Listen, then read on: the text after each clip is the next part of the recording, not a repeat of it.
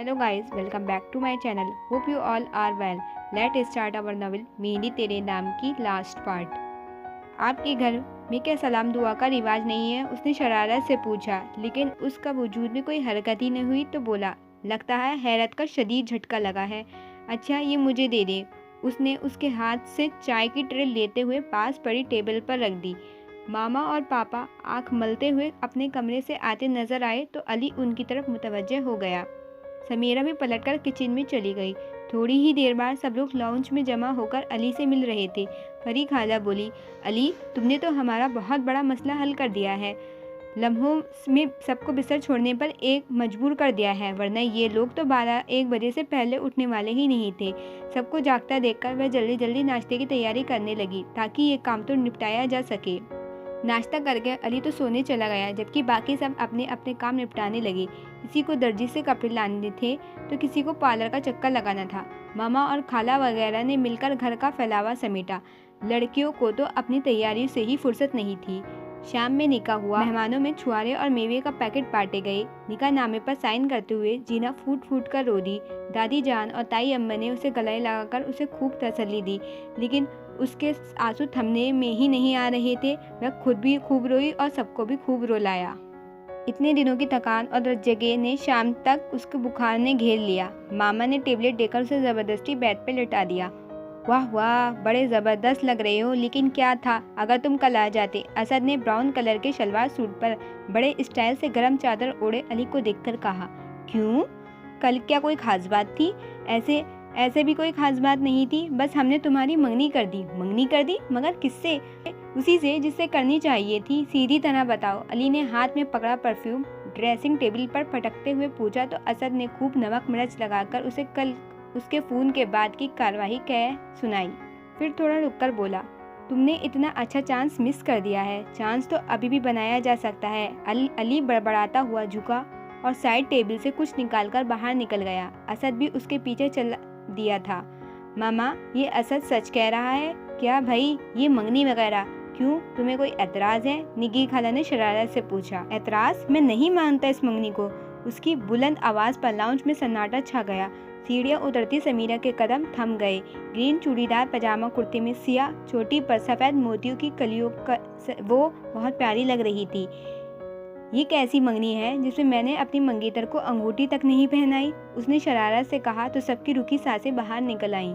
तो अब पहना दो, हानि शौकी से बोली। इजाज़त से पहले कि कोई जवाब देता यह समीरा इस सूरत हाल को समझ पाती। वह आगे बढ़ा और आखिरी सीढ़ी पर खड़ी समीरा का दायां हाथ अपनी गिरफ्त में लेते हुए उसकी तीसरी उंगली में मौजूद अंगूठी के साथ एक और अंगूठी पहना दी। पूरा लाउंज हूटिंग और तालियों की आवाज़ से गूंज उठा। जरी ने बाद में जब ये जीना को बताया तो वह बहुत नाराज़ हुई। तुमने उस वक्त क्यों नहीं बुलाया? ख्वामख्वाह इतना अच्छा सीन मिस हो गया। मीना, तुम अब तक तैयार नहीं हुई? जीना ने मीना को उसी हुलिये में देखकर टोका। वह मेरा दुपट्टा घर पर रह गया है। मामा को फ़ोन कर रही हूँ, लेकिन शायद वो भी निकल गई हैं, इसलिए कोई फ़ोन नहीं उठा रहा। कॉर्डिलेस पर नंबर पुश करते हुए जवाब दिया। हाँ, तुम्हें क्या परेशानी है? तुम क्यों इतनी अपसेट हो? देखो कि मुझे भी नहीं बताओगी? उसने कॉर्डिलेस जीना के पास रखते हुए पूछा। अब मैं तुम्हें क्या बताऊं? जीना ने दोनों हाथों की उंगलियां आपस में फंसाते हुए गहरी सांस ली। क्या तुम्हें शहबाज भाई पसंद नहीं है? मीना ने पूछा। ये बात नहीं है, असल में मैं शहबाज भाई को पसंद नहीं हूँ, उसने दुख से कहा। ये तुमसे किसने कहा है? किसी का कहने की क्या ज़रूरत, जबकि उनका रवैया चीख चीख कर इस बात का ऐलान कर रहा है। उन्होंने मंगनी के बाद कभी मुझसे सीधी तरह बात नहीं की, कभी कोई गिफ्ट या कोई विश कार्ड तक नहीं दिया। उनका रवैया अनुषा की कही बातों पर सच्चाई की मोहर लगा रहा है। अनुषा की कही बात? क्या मतलब? मीना ने चौंक कर पूछा। असल में अनुषा ने बताया था कि शहबाज किसी और में इंटरेस्टेड थे। जीना ने अनुषा की कही सारी बात दोहरा दी। जब वो चुप हुई तो मीना के चेहरे पर मुस्कुराहट थी। तुम खुश हो रही हो? जीना ने नाराज़गी से उसे घूरा। अरे मेरे दिल तो चाह रहा है कि भंगड़े डाल दूं। पता है जीना, तुम्हारे साथ प्रॉब्लम क्या है? तुम शहबाज भाई को पसंद करती हो, उन्हें दिल से चाहती हो, और ये सारा दुख नाराज़गी सिर्फ इसी बात की है कि शहबाज भाई तुमसे पहले किसी और में इंटरेस्टेड रहे हैं। उन्होंने हमेशा तुम्हें इग्नोर किया। तुम्हें हमेशा सबकी भरपूर तवज्जो और मोहब्बत मिली है, इसलिए तुम उनका रवैया बर्दाश्त नहीं कर पा रही हो। उनके मिजाज व आदतों के बारे में ये सारी बातें तो दिल के जज्बात जुटलाने का बहाना है। वो ऐसे नहीं है और ये बात तुम भी अच्छी तरह जानती हो। मीना तुम पर जोर देते हुए कहा। उसने चाहा कि मीना की बातों से साफ इनकार कर दे, लेकिन दिल ने सरगोशी की।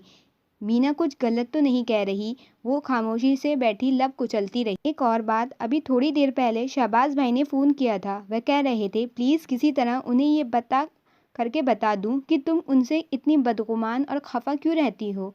और मीना एक लम्हे के लिए चुप हुई, फिर बोली, क्या तुम अपने किसी कजिन उसामा में इंटरेस्टेड हो क्या? जीना हैरत से फट पड़ी। ये क्या बकवास है? हाँ, उन्हें ये सब अनुषा ने बताया है। अनुषा ने? लेकिन क्यों? तुम खुद ही इस बात पर गौर करो। मैं नीचे जाती हूँ, शायद कोई अल्लाह का बंदा मुझे घर ले जाने पर राजी हो जाए। मीना ने उठते हुए कहा और फिर दरवाजे से में रुककर बोली, वैसे तुम्हारी ये बातें शहबाज भाई भी सुन रहे हैं। क्या मतलब? जीना ने चौंककर सर उठाया तो मीना ने उसकी तरफ कॉर्डिलेस की तरफ इशारा कर दिया और इससे पहले कि जीना वो कॉर्डिलेस उसके सर पर दे मारती, वह तेजी से बाहर निकल गई। नीचे आकर वह काफ़ी देर निग्गी खाला से बातें करती रही। वो नेक बंदा जो मीना को घर ले जाने पर राजी हुआ था, हैदर भाई ही थे। वो संजीदगी से गाड़ी ड्राइव करते रहे। उनके चेहरे पर अजीब सी कश्मकश छाई हुई थी। मीना भी उनके रुख मोड़े बाहर के नज़ारों में गुम थी। पिछले कुछ दिनों से वह उनकी आंखों में अपने लिए पसंदीदगी देकर उनसे कतराने लगी थी। गाड़ी में गाना गूंज रहा था। हैदर ने हाथ बढ़ाकर कैसेट बदल दिया। सिंगर की आवाज़ गूंजने लगी, सुहानी शाम की कसम, रह नहीं सकता अब मैं तेरे बिन। रंगों की निखार आए जो तेरा चेहरा नजर आए, जीवन में बहार आए अगर तू मिल जाए। हैदर ने चोर नज़रों से मीना की तरफ देखा। उसी लम्हे वो भी उनकी तरफ मुड़ी। आंखों ने लम्हों में वो राज जाहिर कर दिया जो दोनों के लिए ही कह पाना मुश्किल था। हैदर के चेहरे पर मुस्कुराहट छा गई। मीना के घर के सामने गाड़ी रुकते ही उन्होंने सुर्ख गुलाब का अध खिली कली और वैलेंटाइन डे कार्ड डैशबोर्ड से उठाकर उसकी तरफ बढ़ा दिया। हैप्पी वैलेंटाइन डे, उन्होंने मुस्कुराकर कहा। तो उसकी समझ में ही नहीं आया कि वह क्या करे। थैंक यू कहकर उसने लरजती उंगलियों से कार्ड थामा और मैं 5 मिनट में आई कहती हुई अंदर भाग गई। शहबाज ने एक नज़र सामने बैठी रोती हुई अनुषा पर डाली। आई एम सॉरी शहबाज, पता नहीं मैं इतनी खुदगर्ज क्यों हो गई। मैंने तुम्हें और जीना को बहुत दुख दिए हैं, प्लीज़ मुझे माफ़ कर दो, उसने आजिज़ी से कहा। इट्स ओके अनुषा, हम सभी ज़िंदगी में कहीं ना कहीं खुदगर्ज हो ही जाते हैं, और फिर गलत किससे नहीं होता। मेरे दिल में तुम्हारे लिए कोई बदगुमानी नहीं है, शहबाज ने धीरे से कहा। अनुषा के दुख से शहबाज का दिल भी दुखी हो गया था। उसने कभी नहीं चाहा था कि उसकी ज़ात से किसी को तकलीफ पहुंचे। तुम अगर तैयार हो तो मेरे साथ चलो, शहबाज ने कहा। नहीं तुम जाओ, मैं थोड़ी देर बाद आऊँगी, उसने आंसू पोंछते हुए मुस्कुराकर जवाब दिया। तो शहबाज भी ज़्यादा इसरार नहीं किया। शहबाज के जाने के बाद वह कितनी ही देर रोती रही। जज्बों पर तो किसी का इख्तियार नहीं और न ही किस्मत पर किसी का जोर चलता है, उसने आंसू पोंछते हुए सोचा। वह जाने के लिए उठ खड़ी हुई तभी रिजवान चला आया। रिजवान सवेरा आपी का देवर था और उनके घर में उसकी काफ़ी आना जाना था। मेरा ख्याल था कि तुम चली गई होगी, बस निकल ही रही थी, उसने मुस्कुराकर जवाब दिया। इसका मतलब है मैं सही टाइम पर आया हूँ शायद, उसने आहिस्ता से कहा। अनुषा, मैं कुछ अरसे से तुमसे कुछ कहना चाहता हूँ लेकिन कह नहीं पाया। मैंने सोचा क्यों ना आज के दिन का फ़ायदा उठाते हुए अपने जज्बात का इजहार कर दूँ, उसने सुर्ख गुलाबों का बुके उसकी तरफ बढ़ाते हुए सादगी से कहा। तुम मुझे बहुत अच्छी लगती हो, हमेशा से। अनुषा की आंखें भीग गई। उसने एक नज़र आंखों में आज सजाए सामने खड़े रिजवान पर डाली। वो दिल टूटने का दुख से आशना थी, सो वो ये दुख रिजवान को नहीं देना चाहती थी। उसने हाथ बढ़ाकर बुके थाम लिया और सुर्ख गुलाबों की खुशबू में सांसों में उतारते हुए मुस्कुरा दी। रिजवान के आसपास रोशनियां सी फैल गई। क्या जल्दी से चेंज कर लो, निगी खाला ने जर्द रंग का सूट जिस पर गोल्डन और ग्रीन धागे का खूबसूरत काम बना हुआ था बेड पर फैलाते हुए कहा। थोड़ी ही देर में जरी वगैरह तुम्हें रस्म के लिए लेने आने वाली हैं। मासी से फूलों और चूड़ियों के टोकरे रखवाते हुए उन्होंने उसे बताया। इसलिए जल्दी से तैयार हो जाओ और जब तक मैं ना कहूँ अपने कमरे का दरवाज़ा नहीं खोलना। उसने उलझकर उन्हें देखा और दरवाज़ा लॉक करके वॉशरूम में घुस गई। चेंज करके आई तो ड्रेसिंग टेबल पर पड़े टोकरे में से जर्द और हरी रंग की चूड़ियाँ अपनी कलाई में लगी कि आईने में किसी का अक्स उभरा। उसने सर उठाया तो हैरान रह गई। सामने गैलरी में खुलने वाले दरवाजे में शहबाज खड़े थे। हाथ में पकड़ी चूड़ियां छूट कर फर्श पर बिखर गई। उसने बेचैन नज़रों से कमरे का जायजा बेड पर फैले रुपट्टे को देखकर उसके एहसास हुआ कि अब तक बेरुपट्टे ही खड़ी है। उसने खींचकर रुपट्टा अपने कांधों पर डाला और वहीं बेड के किनारे पर टिक गई। शहबाज उसके सामने घुटने टेक कर ज़मीन पर बैठ गया था। बहुत नाराज़ हो वह सर झुकाए अपने हाथों को देखती रही। जया, मैं अपने पिछले रवैयों की माफ़ी नहीं मांगूंगा। जो कुछ भी हुआ सिर्फ एक गलतफहमी की वजह से हुआ। अनुषा ने जो कुछ किया इसलिए मैंने उसे माफ़ कर दिया है। तुम भी उसे माफ़ कर दो क्योंकि गलतियां तो हम सभी से होती हैं। वह मुसलसल अपने हाथ को मसलती रही। जया, मैं तुम्हें सिर्फ ये बताने आया हूँ कि इस शादी में दादी जान की ख्वाहिश से ज़्यादा मेरी ख्वाहिश और दिली खुशी भी शामिल है। उसने चौंक कर सर उठाया। ये मंगनी खास मेरी पसंद पर की गई थी। उसने उसकी आंखों में देखते हुए मुस्कुरा कर कहा, ये सब मैं तुम्हें कल भी बता सकता था, मगर इस वक्त आने की खास वजह यह है कि कम से कम तुम्हारा एक गिला तो दूर हो जाए। उसने अपना दाया हाथ आगे करते हुए सफ़ेद रंग का क्यूट सा टेडी बेयर जिस पर आई लव यू का टैग लगा हुआ था उसकी तरफ बढ़ा दिया। जीना के लबों पर मुस्कुराहट दौड़ती चली गई।